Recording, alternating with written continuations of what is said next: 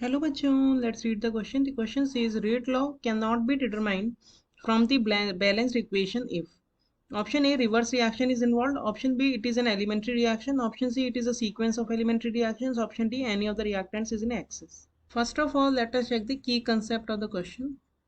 The key concept of this question is that suppose a reaction is taking place like this: A plus B is giving products C plus D. तो rate जो है, rate law हम कैसे लिख सकते हैं? Rate is equal to k a to the power x b to the power y. यहाँ पे एक्स जो है वो मे और may not be equal to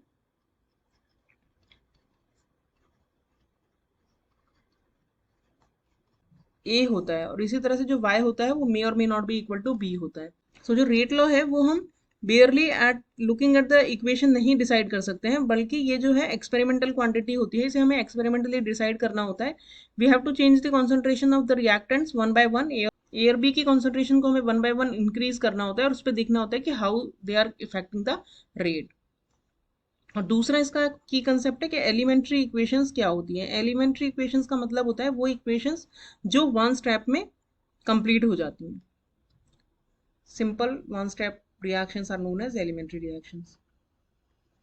सो अब हम इस क्वेश्चन का अगर कंप्लीट सॉल्यूशन देखें तो अगर कोई रिएक्शन सिंपल एलिमेंट्री रिएक्शन है और वन स्टेप में हो रही है, तो उस वाले केस में we can decide the rate law by looking the balanced equation.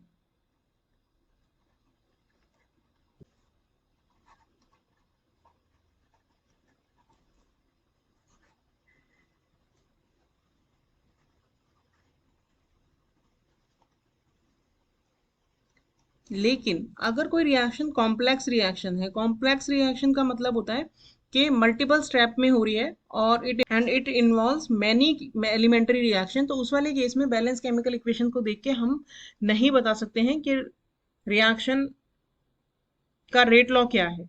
तो एक तो मल्टी स्टेप में अगर हो तब भी नहीं बता सकते हैं, दूसरा अगर रिएक्शन जो है मल्टी कॉम्प्लेक्स रिएक्शन का मतलब है कि वो उसमें कुछ रिवर्स रिएक्शन भी हो सकती है, और अगर उनमें से कोई भी एक रिएक्टेंट एक्सेस में प्रेजेंट हो तो उसके ऊपर रेट डिपेंड नहीं करती है। तो इसीलिए एक्सेस में अगर प्रेजेंट होगा तब भी हम रेट लॉ देख के नहीं determine, sorry balance chemical equation देख के नहीं डिटरमाइन कर सकते कि उसका रेट लॉ क्या है। तो यानी कि ऑप्शन ए हमारा करेक्ट है, ऑप्शन सी हमारा करेक्ट है। If it is a sequence of elementary reaction, बहुत सारी एलिमेंट्री रिएक्शन एक साथ हो रही हो, तो वी कैन नॉट जज the rate law from the balance chemical equation, और अगर any of the reactant is in excess है तब भी हम नहीं कर सकते हैं। तो only in case of elementary reaction we can determine the rate law from the balance chemical equation. So हमारे करेक्ट ऑप्शन हो गए A C and D. Hope you understood the solution well. Thank you.